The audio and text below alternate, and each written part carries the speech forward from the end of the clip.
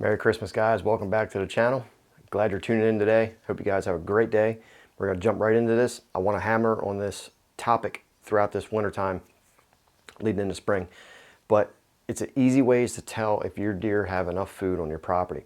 There's some simple ways to tell on this, and in most areas that I've seen, most times they don't have enough food. And what I mean by that is they don't have enough food to accelerate them, past the point of staying even. They can't get above that point where they're actually gaining weight. Usually the properties have enough food where they maintain weight, and some properties don't have enough food where they actually on the decline. And we're going to go over some ways to tell if your property is in that situation or if your property is thriving. Deer have a way of surviving. Yeah, I've said this for many years. They can survive with lack of food. During the wintertime, what do? They hunker down. They don't move as much, conserve body heat and calories and things like that. And they'll go out on the fields, sunny sides of the fields. They'll get some sun, warm themselves up. They know what to do. They know how to survive. But we're talking about accelerating them past the point and bringing them up a level.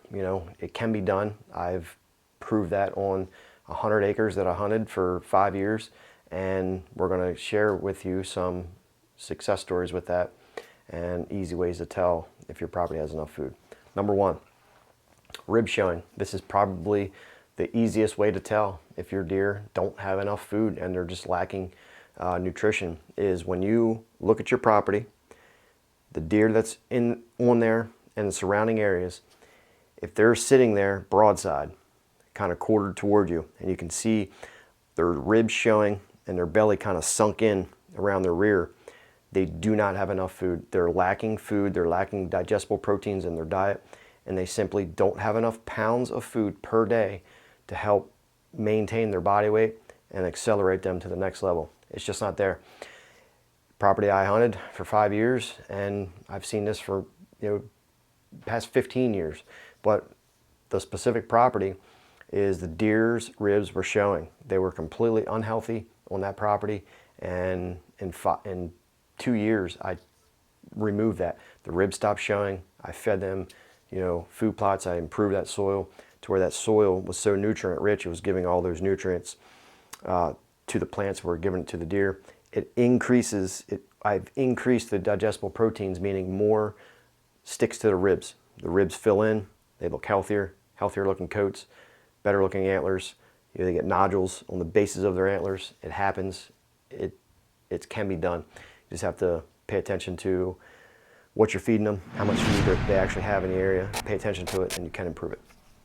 Number two is lip high food. And what I mean by that is if you walk through your woods and your woods has browse, woody browse, okay, whatever it is. If you're walking through there and it's this tall coming out of the ground, you have too many deer per square mile and you do not have enough food. You have to thin some deer and increase the food value on your property. Can be done, happens all the time, but that's another indication. And that will lead back to number one, the rib showing. Look at those ribs. The ribs are thin, they just look thin and unhealthy. You don't have enough food. You have too many deer per square mile. Number three is browse cages. For example, if you put a browse seclusion cage in a food plot, whether it's a half acre, 1 acre, plot, if everything inside of that plot, okay, is taller than what's on the outside, or I'm sorry, what's in the cage is taller than what's on the outside of the cage, most likely you have too many deer on your property and not enough food. You are supplemental feeding them with a food plot, which is a very good thing, but you do not have enough browse. That food plot is so palatable to where it's attracting a lot of deer, more deer to your property, and they're focusing on that, and they do not have enough green and growing plants on your property and woody browse to feed them, so they're focusing on your food plot, which you're feeding them.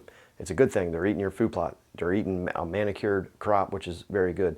But pay attention to those cages. I've done some videos on that in the past, and you can clearly see the difference between inside the cage and outside the cage. Number four is pine needles. If deer on your property are eating any kind of spruce trees, pine needles, they're hungry. It's a very poor quality food for them to consume.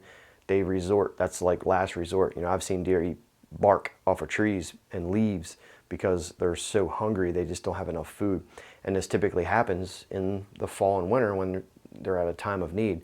But I've seen this even in the spring and summer on properties where there's just so many deer per square mile, and they have browse lines, through the woods where there's zero food at ground level. It's 5 feet tall in the air where deer can't reach, 6 feet, whatever it is, and they have a browse line, and you can see straight through that woods 100, 200 yards because everything's eaten to the ground. A property I used to hunt, I don't know, 7, 8 years ago. There were so many deer, it backed up to a state park, and those deer funneled out of that state park, and they came onto this private ground that I was hunting, and they tore the place up. I mean, if you go through the state park, there's zero food. I mean, you can see 200-300 yards to the park because there's so many deer. And it was on that property that I was hunting, and the deer were just small. They had no ribs, or they had all the ribs showing. The bucks that I would shoot was, they were older deer, but they were small antlers, and the bases of the antlers were smooth. They had no nodules on them, no bumps, and that's from lack of nutrition, lack of food. You can clearly see it. Just look at those ribs, look at browse lines, look at the food on the ground, see how tall it is, and it'll give you a good indication on what you can do. Now, here's the test. If you have a 1 acre food plot, okay, it's a 1 acre food plot test.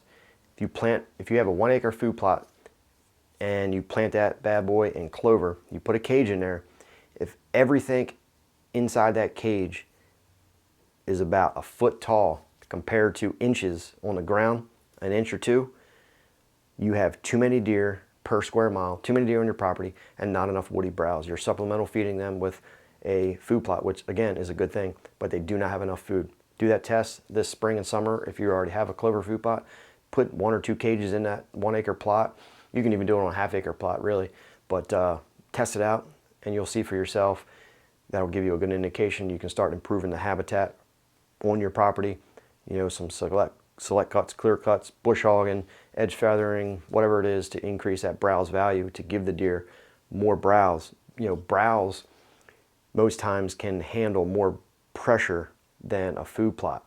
You got greenbrier and all these different types of forbs and honeysuckle and goldenrod and poison ivy and all these things that deer consume. Always remember, food plots are supplemental. Any questions, guys? Post a comment down below. Give the video a thumbs up. Subscribe if you guys are new. Merry Christmas to you guys. I'll see you on the next video.